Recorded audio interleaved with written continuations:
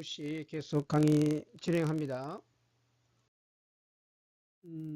나온 것처럼 아까 설명한 것처럼 이제 7주차까지 대인관계 능력을 할 겁니다. 그죠? 그리고 8주차에는 직업윤리에 대해서 강의를 하고요. 그 다음에 나머지 이제 자소서 이쪽에서부터는 자소서 하고 중간고사. 이때는 아마 들어오면은 편하게 강의를 들을 수 있을 것 같아요. 그죠? 예, 이런 식으로 진행하도록 하겠습니다. 자, 이번 시간에는 문제 해결 능력을 업시키는 방법에 대해서 합니다. 지난 시간에는 우리가 플로우, 몰입, 그죠? 플로우에 대해서 얘기를 했죠. 몰입을 하면은 기분이 좋고, 호르몬도 분비되고, 그 다음에 뇌파도 안정된 게 나오고, 성공할 수 있다. 이런 얘기를 했고요. 이제는 이제 문제 해결, 실제적인 문제 해결 능력에 대해서 하겠습니다. 자, 목차예요. 문제 해결 능력의 중요성, 그 다음에 유형, 그 다음에 과정, 프로세스죠. 그 다음에 실습을 해보는 식으로 이런 스타일로 진행하도록 하겠습니다. 좀 빨리 진행할게요. 자, 문제 처리 능력은 문제를 해결해 나가는 실제적인 실천 과정에서 요구되는 능력이죠. 그리고 특히 직장 생활에서 발생할 문제 특성을 파악하고 대안을 선택하고 그 결과를 피드백까지 하는 능력을 말합니다.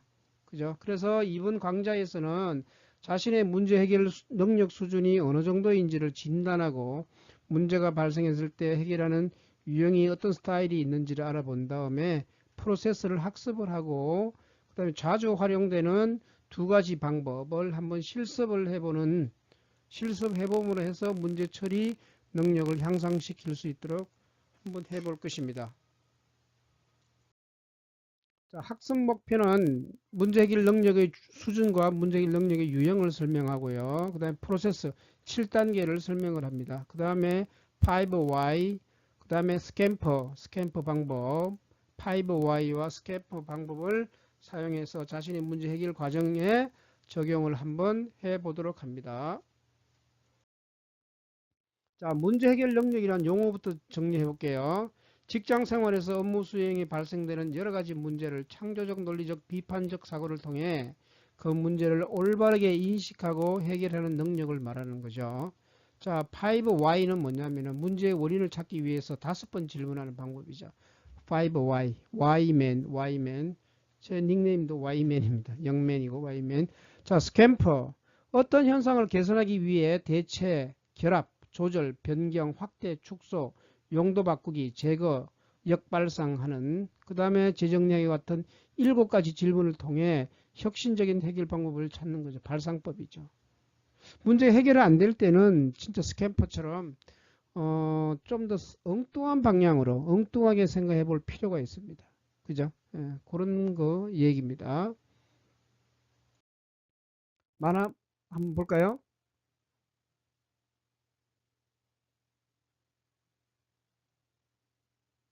자, 텐트를 쳤는데 이제 뭐 대학원생이나 학생이랑 교수님 같아요. 교수님 이게 무슨 소리죠? 그러니까 구황 곰이니까 곰이다 도망쳐라고 하죠.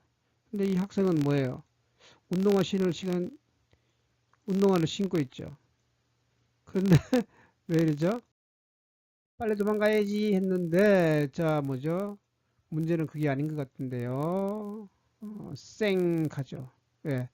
학생은 교수님보다 더 빨리만 가면 되죠. 왜? 그러면 곰은 뒤처진 사람을 공격할 거 아니에요. 예. 내가 치가 이렇게 하는 거죠. 자, 나에게 닥쳤던 어려운 문제는 무엇이 있을까요? 그 다음에 그때 효과적으로 처리했던 노하우가 있습니까? 문제를 처리하는 능력이 직업생활에서 중요한 이유는 무엇일까요? 한번 생각해 볼까요? 예, 나에게 닥쳤던 어려운 문제 뭐 있었나요? 여러분은 남친 문제, 성적 향상 문제, 뭐 이런 것들이겠죠. 그 다음에 어떻게 처리했습니까? 남친 문제는 뭐 깨끗하게 뭐 떠나면은 잊어버리는 거죠. 예. 그 다음에 공부는 좀 몰입을 해서 열심히 해야 되는 거고. 자, 이렇게 문제를 처리하는 능력을 향상시키는 것이 앞으로 생활에도 무지무지 중요하겠죠. 자, 문제 해결의 능력의 중요성이죠. 자, 다시 녹음했는데요. 모든 사람들은 일상생활뿐만 아니라 직업활동에 있어서 문제 해결을 하며 살아가죠. 극단적으로 말해 모든 직업활동 자체가 문제 해결의 과정이라고 말했죠. 맞죠? 이거 당연한 말인가요? 예. 독일의 철학자 중에서 칼 포프라는 사람이 있어요. 칼 포프. 칼 포프라는 아주 뭐 유명한 철학자고 저도 좋아하는 사람인데요. 이 사람이 뭐라 했냐 그러면은 삶은 문제 해결의 연속이다. 문제 해결의 연속이다. 해결의 연속이다. 해결의 연속이다라고 했습니다. 즉 뭡니까? 살아가면서 문제는 계속 나온다는 거죠. 하나 해결하면 끝이 아니라 계속 뭐 나온다는 겁니다. 그래서 살아가면서 계속 문제는 나오기 때문에 문제를 그때그때마다 해결할 수 있는 능력을 배양하는 것은 굉장히 중요하죠. 직업에서도 중요하고요. 그래서 제가 이 칼 포프 삶은 문제 해결의 연속이다. 이거 좀 상식으로 알아둡시다.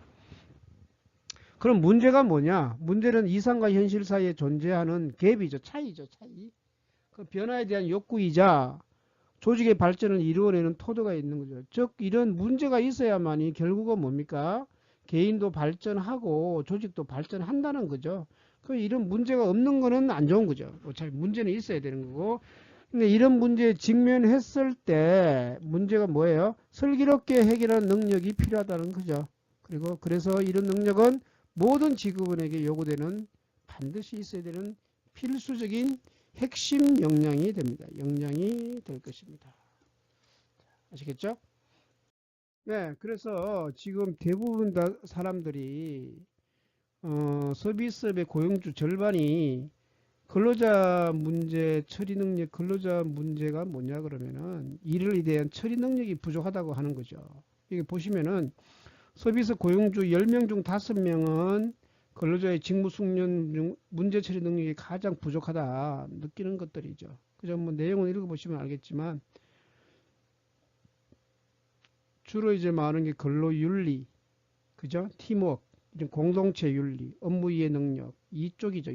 이런 쪽이 굉장히 많은 거죠. 그래서 사람들과 잘 사귀면서 어떤 문제를 잘 해나갈 수 있다. 이것이 가장 기업체에서 원하는 능력이죠. 치과도 마찬가지입니다. 그죠? 그래서 여러분들도 문제가 생겼을 때 당황하지 말고 하나씩 차근차근 해결하면 됩니다. 예, 그런 거를 연습하는 시간이 될 것 같습니다. 자, 문제 해결 능력 진단을 한번 해볼까요? 자, 보시입니다. 본인이 평소 행동을 잘 생각해보고 행동과 일치하는 것을 체크를 한번 해봅니다. 여기 12문제가 나와 있거든요. 나는 문제를 해결하기 위해서 아이디어를 많이 생각해낸다. 많이 내면은 그런 편이다. 아니면은 그렇지 않은 편이다. 이거죠. 독창적인 아이디어를 많이 제시한다. 비슷한 건데.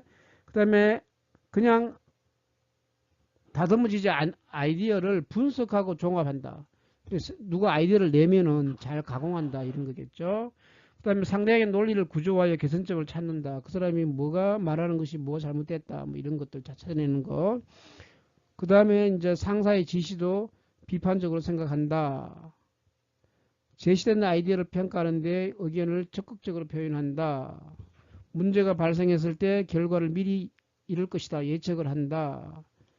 했을 때 주변 환경이 이럴 때 문제가 잘 생기더라. 환경을 잘 분석한다.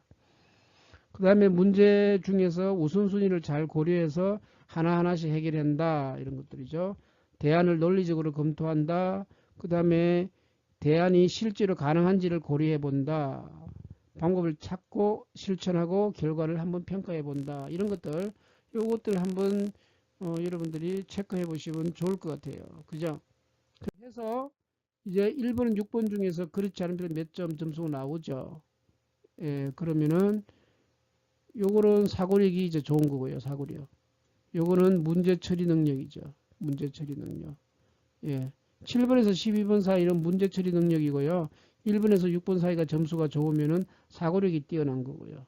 물론 두 개 다 뛰어나면 좋겠지만 사고력이냐 문제 처리 능력이냐 뭐 이런 것들이죠. 사고력은 뭡니까? 비판하고 잘 하는 거고요.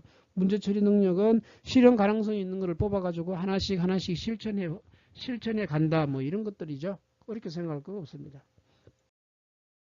자, 문제 해결 능력 유형이 있죠. 그러니까 사람마다 같은 문제라도 그죠? 다루고 해결하는 방식이 차이가 있나요, 없나요? 차이가 있죠. 그래서 이 사람이 안 되면 저 사람이 해보잖아요. 첫째, 문제 해결 과정을 중시하느냐, 결과를 중시하느냐. 구분할 수 있겠죠. 그 다음에 인간 중심적으로 문제를 푸느냐, 업무 중심으로 풀어보냐. 그래서 이게 지금, 여기 첫 번째에서 두 가지고, 두 번째에서 두 가지니까 총 몇 가지 뭐예요? 네 가지 형태의 문제 해결 방식을 유용할 수 있죠. 과정이냐, 결과냐, 인간이냐, 일이냐. 그죠? 즉, 사람 사이 관계 중심이냐, 일 중심이냐, 뭐 이런 것들이죠. 예. 이런 것들을 가지고 평가를 합니다. 즉, 이겁니다. 그 타스크 다이렉트도 이는 일 중심이죠. 업무 중심. 타스크가 일이죠. 과업이죠. 그 다음에 이제 people 사람 중심이 사람 중심. 그러니까 업무 중심이냐 사람 중심이냐 맞나요? 예, 그 다음에 과정을 중시하느냐 결과를 중시하느냐. 과정 질문하는 은행 단어는 아시겠습니까? 그래서 주로 이렇게 보면은 질문 과정을 중시하고 감정을 억제하고 일 중심을 하면은 분석형이고요. 그 다음에 요거는 우호형이고, 요거는 이제 주도형이고, 표현형이 되는 거죠. 인간 중심. 그 다음에 결과 중심. 요런 거, 표현. 요거 이제 네 가지 분명히 나오잖아요. 그래서 요걸 가지고 조금 분석을 하는 방법이 있고, 요 뒤에 나오지만 또 다른 이제 관계를 가지고 분석하는 방법이 한 가지가 더 있어요. 그래서 요거를 한번 해봅시다. 그리고 이제 나의 문제 해결 능력 유용한 진단이 있어요. 요것도 이제 하나 문항이에요. 문항별로 4개의 단어가 있는데 요 4개의 단어 중에서 자기가 어떤 단어가 제일 좋은지 우선순위를 매겨주는 거예요. 즉 쉽게 말하면은 나는 1번에서 정확한 확고부동한 친절한 설득력 있는 요 중에서 나의 스타일 내가 좋아하는 말이 어떤 말이에요. 4가지. 요 중에서 하나를 고르는 거예요. 즉 1번 문항에서 여기서는 정확한 확고부동한 친절한 설득력 있는 나 이 중에서 나는 친절한 게 좋아. 그럼 여기에 C가 4점을 준다 이거죠. 4점을 주고 나는 그 다음에 두 번째 정확한 게 좋아. 요 3점을 주고 그 다음에 나는 설득력이 있는 걸 좋아해. 그럼 요거는 2점을 주고 그 다음에 요거는 1점을 주는 거죠. 여기에서 각 문항별로 그러니까 그 맨 왼쪽을 제일 좋은 거를 먼저 써보세요. 그러면 이건 뭡니까? C, B, D, A가 되는 거죠. 1번은 CBDA. 그 다음에 2번도 이렇게 해보는 거죠. 훈련된 단호한 인내심이 있는 창조적인 걸 좋아하느냐. 나는 뭘 좋아하냐? 나는 창조적인 걸 제일 좋아해. 그럼 이거 뭡니까? 여기에서는 지금 2번에서는 D가 4점이 되는 거죠. D. 그 다음에 훈련된 단호한 인내심이 있는 나는 좀 인내심이 있는 편이야. 그 다음에 나는 훈련 단호한 요 둘 중에서는 A가 좋아. 그 다음에 요거는 B죠. 이런 식으로. 그럼 이게 4점, 3점, 2점, 1점이 되는 거예요. 그러니까 이렇게 해서 1번부터 2번부터 쭉 이제 한번 해보시는 거죠. 3번, 3번, 그 다음에 4번도 해보시고요. 그 다음에 5번도 해보시고, 그 다음에 6번, 7번, 8번, 9번, 예, 10번, 11번, 12번, 13번, 14번. 이렇게 해서 14번까지 쭉 하는 거예요. 그죠? 지금은 제가 강의가 어차피 계속 기다리지 못하니까 쭉 나갈 테니까 다시 여러분이 듣고 난 다음에 한번 요걸 지금을 스톱 시켜서 쭉 해보세요. 스톱을 시켜서 쭉 한 다음에 다음으로 넘어오셔야 돼요. 아시겠죠? 여러분은 스톱을 하고 다 요거 한 다음에 뒤로 넘어오세요. 저는 먼저 갑니다. 자, 이렇게 한 거를 아까 1번이 뭐였나? 2번이 요거였죠. 아까 난 D, C, A, B였죠. 그럼 요게 뭡니까? 아까 2번 같은 경우 요게 나는 4점이었고 D, C 요게 3점이었고 그 다음에 A, B였죠. 요게 2점이고 1점이고 이런 식으로 써라 이 말이죠. 그죠? 그럼 여기 쭉 다 더하면은 D는 몇 점? 그 다음에 C는 몇 점? 그 다음에 B는 몇 점? A는 몇 점? 이렇게 나올 거 아니에요. 그죠? 예. 네, 쭉 나오겠죠? 이거 지금 만점 받으면 몇 점이에요? 40, 4, 46. 56점이죠. 56점. 그러니까 보통 뭐 30 몇 점에서 뭐 40 몇 점 뭐 이렇게 쭉 나오겠죠. 50 몇 점 이런 식까지 나오겠죠. 그 이제 점수를 가지고 그러니까 요거를 다 여러분이 체크하셔야 돼요. 체크. 아시겠죠? 자, 지워 줄게요. 그래서 여기다가 점수를 쭉 이제 칼을 만들어 가지고 작성을 하셔야 돼요. 작성을 하셔서 다음으로 넘어오면 됩니다. 넘어오면은 자, 그럼 뭡니까? 나는 B가 뭡니까? 아까 A가 45점이고 나는 D가 45점. 그 다음에 B는 A는 너무 많구나. A는 15점이었다 합시다. 예를 들어서 15점.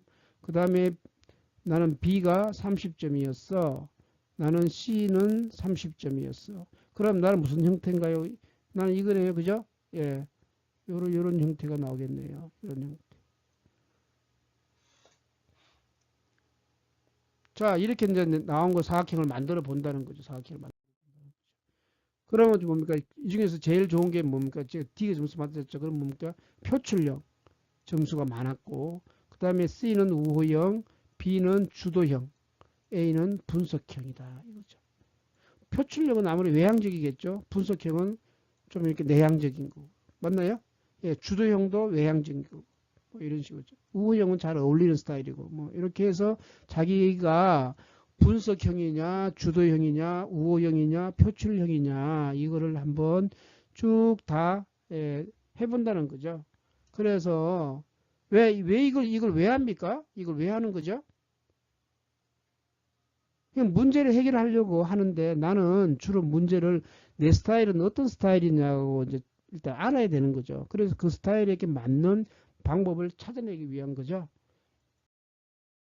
자, 문제 해결 능력이 보면 그래서 A형 이제 A형은 뭐냐 분석형이라고 하는데 분석형인 사람들은 뭐냐 그래 문제 해결할 때 데이터 자료를 중심으로 논리적 체계적으로 접근한다 이러죠. 논리 정연하고 결단 내리기 전에 체계 확률 관련 자료를 주의를 깊으리고 과묵고 말도 별로 없고 주위 사람들과 교류할 때는 다소 소극적이지만 개인적 감정은 잘 드러내지 않죠. 그다음에 확실한 대인관계 형태까지는 경계심을 풀지 않는 거죠. 문제의 발견이나 해결에 깊은 흥미를 나타내고요. 행동하기 전에 많은 정보를 모으고 분석하고 계획하고 객관적으로 일을 처리하며 매사에 성실합니다. 주로 완벽주의자죠. 완벽주의자. 실수하는 거 좋아해요? 싫어요? 싫어하죠. 주로 이런 사람들이 누가 많아요? 이런 사람들 주로 누가 많죠? 치과 의사들이 원장들이 많아요. 원장님들이 주로 이런 사람들이 많아요. 완벽주의자죠. 성실하죠. 많은 정보를 뭐 분석하고 계획적이죠. 꼼꼼하잖아요. 이런 사람들. 꼼꼼한 사람들이에요. 그래서 이런 사람들은 자기 감정 표현이 별로 없죠. 그래서 뭡니까? 오해할 수가 있어요. 자신의 단점을 표현하기 위해서는 표현하는 것을 늘려야 합니다.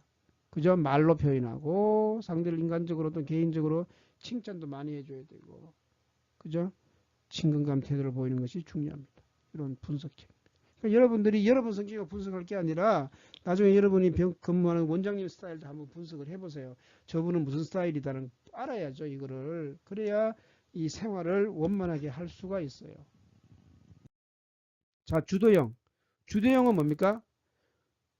문제와 관련된 일을 중심으로 간결하게 분명하게 성과를 내기 위해서 나서서 행동하는 유형이죠. 그 자기 거는 주위 사람 공유하지 않습니다. 그죠? 왜? 자기가 다 해야 되죠. 그래서 정보를 오픈하지 않아요. 그죠? 그리고 사람을 지배하거나 자기가 주도하는 욕구가 강합니다. 지시를 따르는 것보다 본인이 주도하는 것을 좋아하죠. 의지가 강하고 성격을 갖고 있고. 그래서 감정 표현이 서투릅니다. 표현 방법은 아주 단도직입적이에요. 그리고 말을 많이 하지 않습니다. 얘기가 길어지는 것을 싫어하는 거고요. 꼭 필요한 최소한 얘기만 하려고 합니다. 주로 생각대로 행동파죠. 자, 이거는 뭐냐 그러면 주도형 사람들이 자신의 단점을 보호하기 위해서는 뭐냐면 질문을 많이 해요. 질문을. 주변의 의견을 듣고 충분히 대화하는 결정하는 노력을 해야 되고요. 상대방의 사용 방법을 맞추고 기회를 제공해야 돼요. 상대방의 질문을 많이 하고 많이 교류를 해야 됩니다. 주도형이냐, 주도형이냐 이거죠. 그 다음에 우호형. 우호형은 결론을 바로 이끌어내지 않고 의견을 들었는데 차근차근 문제를 해결하는 유형입니다. 그죠? 조용하고 협력적이고 그 가장 이렇게 친근하기 쉽죠. 일하기 쉽다고 느낄 수 있죠. 그죠? 타인 돕기를 좋아하는 사람들이죠. 그 자신의 제안이나 요구의 표현은 아주 서툽니다. 그렇지만 뭡니까? 이게 단점이 뭐죠? 자신이 쏟은 노력에 대해 상대의 보답을 기대하고 있어요. 은근히 기대합니다. 그리고 인정받으는 욕구가 강해요, 사실은. 주로 이제 잘 도와주는 사람들이죠. 이런 사람들은 자기 의견을 잘 안 내기 때문에 상대방이 오해합니다. 그래서 이분들은 뭐냐면은 자신의 의견을 단언한 확실히 연습해야 합니다. 간략하게 말하고 정보를 주고 확실히 말해야 되죠. 그리고 먼저 말을 하려는 노력을 해야 됩니다. 이분들은 좀 뭡니까? 좀 답답한 스타일이 있어요. 답답한 스타일이 있어요.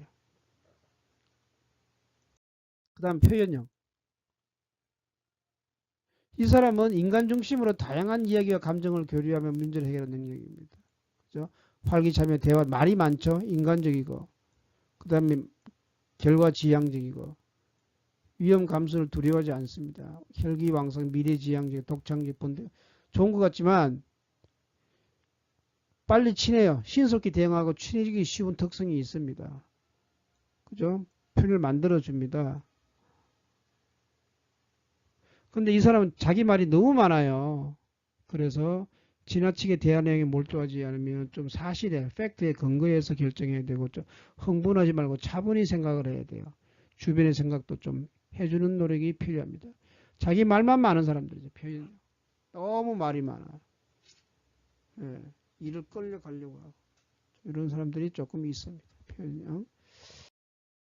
자, 이렇게 네 가지 유형이 삶에 일관되게 나타나지 않을 수 있죠. 이게 문제죠. 이게 일에 따라서 이게 바뀔 수도 있고요. 이럴 때는 이런 일에서는 또 이렇다가 이런 일에서는 이게 또 다른 형이죠.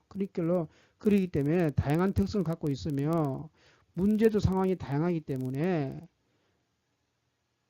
주로 뭐예요? 타인과 함께 문제를 해결할 때 나타나는 겁니다.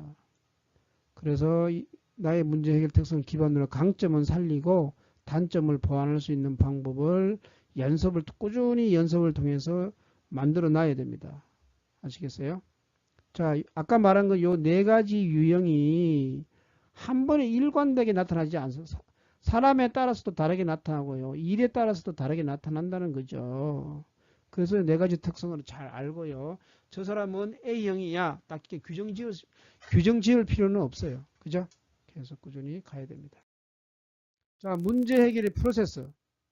자, 그러면 진행 과정은 어떻게 하면 되느냐? 문제 종류만큼 해결하기 위한 프로세스도 여러 가지가 있습니다. 그죠?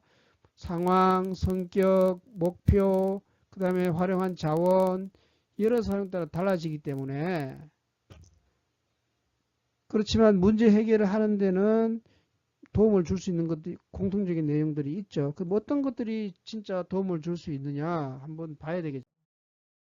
이제 그래서 처음에 문제를 해결하려면 맨 처음에 뭐를 해야 되느냐? 문제가 뭐냐? 문제가 뭐냐부터 알아야 되는 거죠. 문제가 될 수 있는 거냐? 문제가 될 수 없는 거냐? 그 문제가 뭐냐? 이거를 분명하게 해야 됩니다. 그 문제의 명확한 정의가 필요하죠. 우리가 해결해야 될 게 뭐냐 이거죠. 이게 지금 잘 못 돼가지고 해결을 못하는 방법이 무지무지 많아요.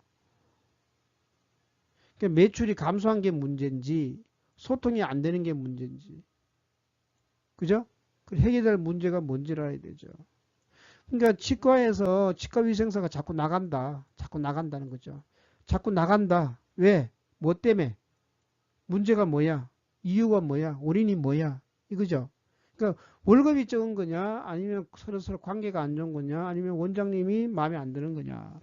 이거를 정확히 표현해야 돼. 이걸 정확하게 끄집어내야 되는 거죠. 그래서 이 문제가 뭐냐? 그걸 알아야 그걸 해결을 할 수 있는 것이요. 그런 개념입니다. 그 다음에 원인을 분석하는 거죠. 이제 문제가 명확히 했다면은 왜 이런 건지. 그러니까 이거죠. 그 치과에서 치과위생사가 나가는 게 이제 문제가 뭐다? 원장의 문제다. 원장. 원장님과의 문제다. 그러면 자, 원장님이 문제면 원장님이 뭐가 문제냐? 첫 번째, 원장님이 머리를 안 감아서 냄새가 난다. 이게 문제냐? 아니면은 원장님이 말을 함부로 하느냐?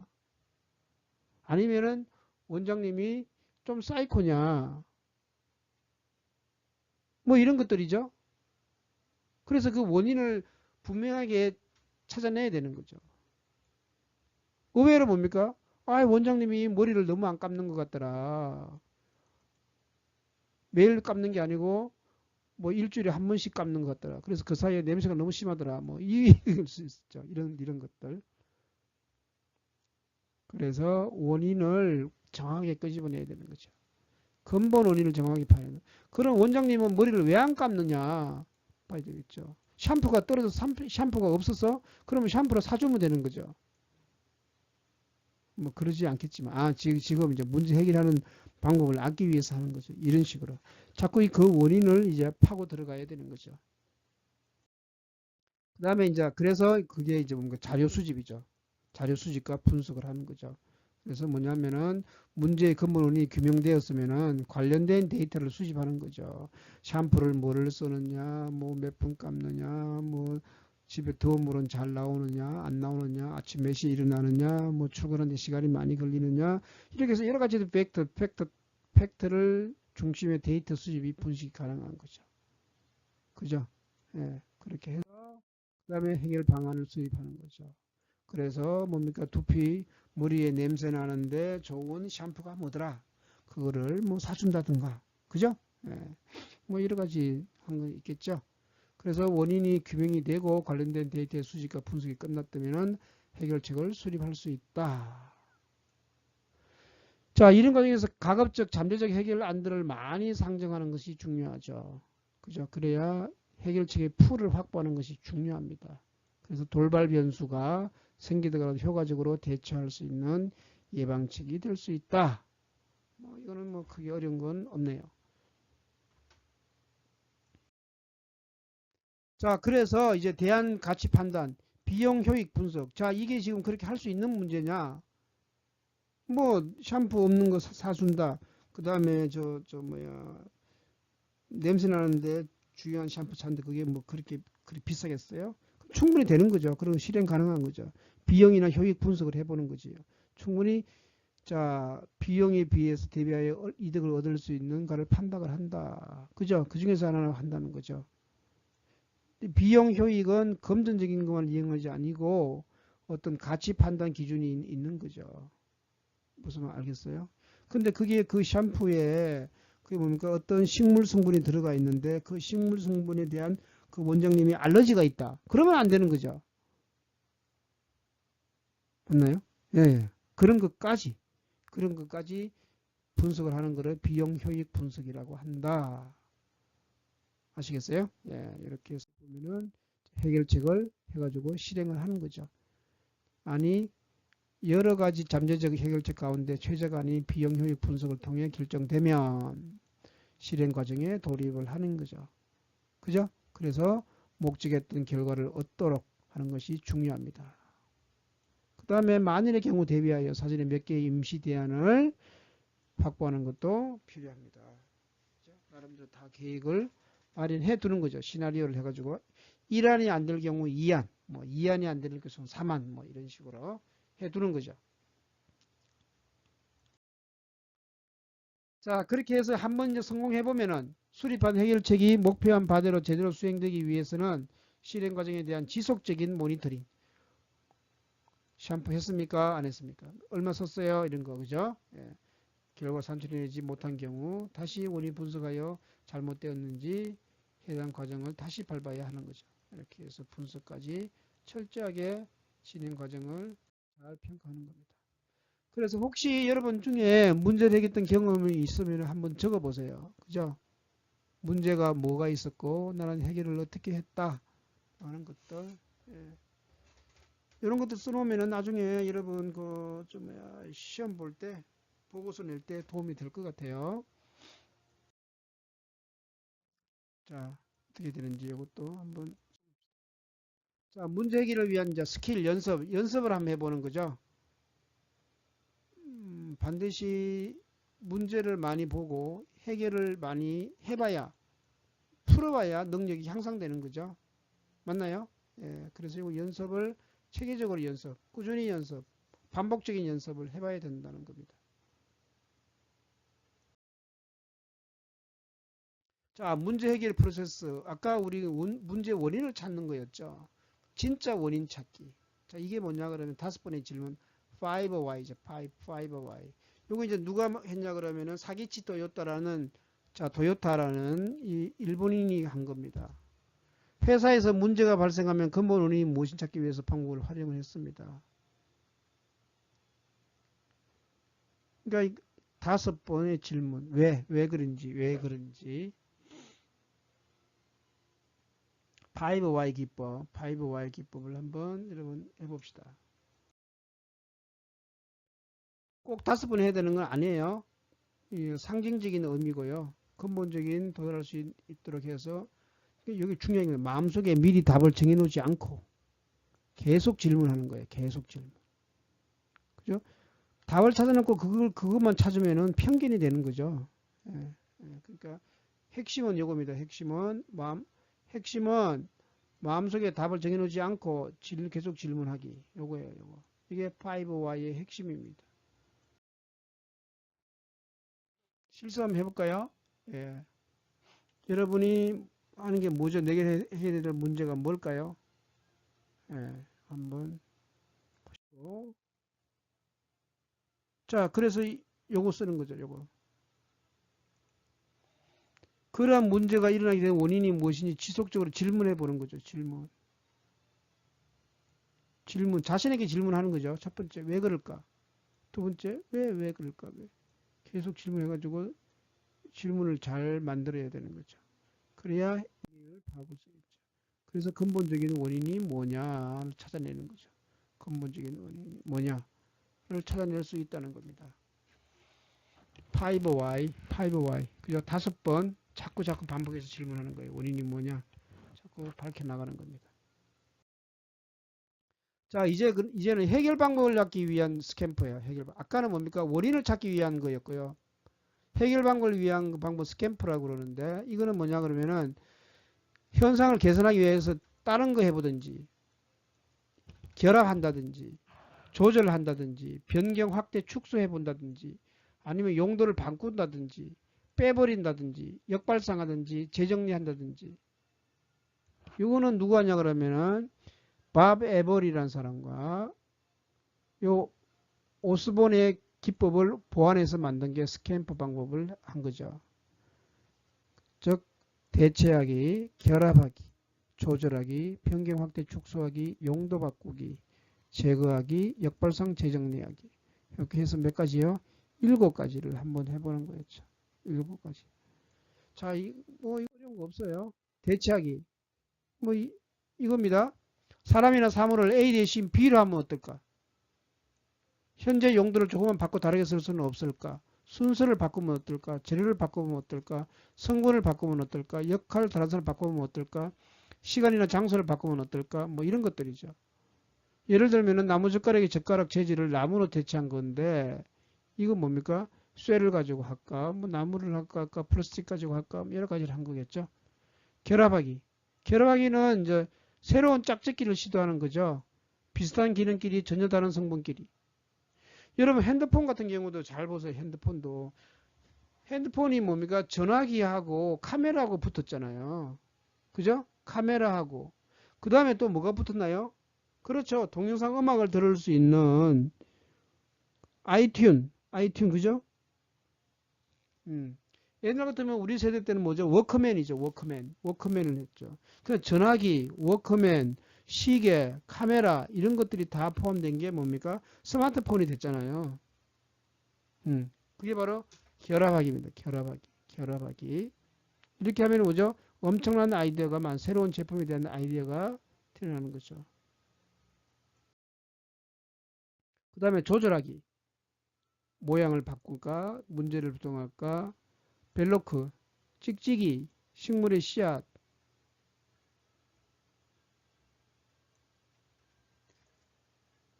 찍찍이는 식물의 씨앗이 옷에 붙는 원리를 이제 응용한 것이죠. 이것처럼. 이런 것들도 굉장히 좋은 아이디어를 얻을. 변경하거나 확대 축소하기. 대상 A를 B로 변경하거나 확대 과장 또는 축소 형태나 품질을 바꾸면 어떨까? 의미, 소리, 뭐 향기, 뭐 이런 거, 과장, 축소, 뭐 그죠? 스마트폰은 컴퓨터와 노트북을 간소해서 발명한 것이다. 컴퓨터, 노트북뿐만 아니라 뭡니까? 이거 뭐 핸드폰, 뭐 저거 뭐죠? 전화기하고 다 들어온 거죠. 카메라 이거죠. 그다음에 용도 바꾸기. 처음과 다른 용도는 없을까? 다른 사람으로 할 수 없을까? 뭐 이런 것들이죠. 연필 끝에 지우개를 붙인 거, 뭐 이런 거, 혁신적인 아이디어를 얻을 수 있습니다. 그 다음에 빼버리기, 제각이죠. 무엇을 삭제하면 좋을까? 짧게 하면 어떨까? 가볍게 하면 어떨까? 생략하면 어떨까? 압축하면 어떨까? 특히 우리 저 차 중에서 지붕 없는 차 있죠. 그게 뭡니까? 컨버터블 오픈카죠. 지붕을 제거해서 만든 거잖아요. 새로운 아이디어를 찾을 수 있죠. 그 다음에 역발상을 해보는 재정리하기. 특히 뭡니까 어떤 백화점이나 이런 데 보면 레이아웃을 많이 바꾸죠. 레이아웃이나 패턴을 완전히 바꿔가지고 새로운 역할을 하는 거죠. 원인과 결과를 바꿔본다든지 위아래를 바꾼다든지 뭐 이런 것들 보면은 굉장히 또 좋은 아이디어를 얻을 수 있는 방법이죠. 그래서 스탬프 기법이 해가지고 5 샷도 원인을 한번 적어보고요. 그 다음에 대체하기, 결합하기에 대해서 한번 쭉 문제를 해결해 봅시다. 한번 써보시고요.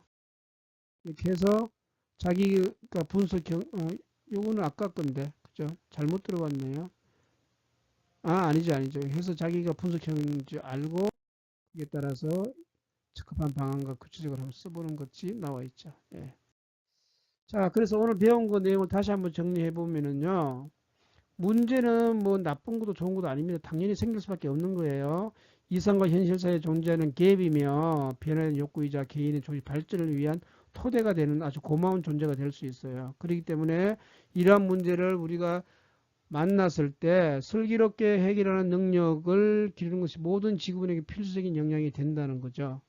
사람마다 문제를 다루는 방식이 같아요? 달라요? 다르죠? 어떻게? 과정을 중시하느냐, 결과를 중시하느냐, 인간 중심이냐, 업무 중심이냐. 이렇게 해가지고 하다 보니까 분석형, 우호형, 표현형, 주도형으로 문제 해결을 유형을 나눌 수 있다. 나눌 수는 있는데요. 이게 뭡니까? 픽스되어 있다는 건 아니죠. 그 다음에 문제 해결을 위한 프로세스 7단계를 과정을 거치는데요. 문제가 뭐냐, 원인을 분석하고, 자료를 수집 분석을 하고 해결 방안을 수립하고 대안이 과연 가치가 있느냐 없느냐 그 다음에 해결책을 실행해보고 실행 과정하는 동안을 다시 한번 분석해보고 해결책을 평가하는 방법까지 이렇게까지 해야 완전히 해결되는 거죠. 그래서 이제 진짜 원인을 찾기 위한 방법은 5번의 질문법을 우리가 5Y라고 그러고요. 5Y를 통해 가지고 진짜 원인을 찾을 수 있고 그 다음에 원인 말고 해결 방법을 찾기 위한 방법으로는 스탬프 기법이에요. 이건 뭡니까? 기존에 나와 있던 것들을 다른 걸로 대체한다든지 결합한다든지 조절, 변경, 확대, 축소 또는 용도를 바꾼다든지 제거한다든지 역발상과 재정리 같은 7가지 질문 방법을 한 다음에 해답을 한번 찾아보면은 혁신적인 해결책을 우연히 찾을 수 있다라는 아이디어 발상법이죠. 한번 여러분들이 해보는 방법입니다. 자, 이렇게 해서 하면은 이제 다 끝났고요. 문제 해결 능력에 대해서 이제 다 했습니다. 참고 문헌은 몇 가지가 있는데요. 오늘은 뭐 참고 문헌은 보지 않더라도 그 내용을 반복해서 보면은 잘 될 것 같습니다. 이렇게 해서 이번 주도 여러분 수고했습니다. 감사합니다.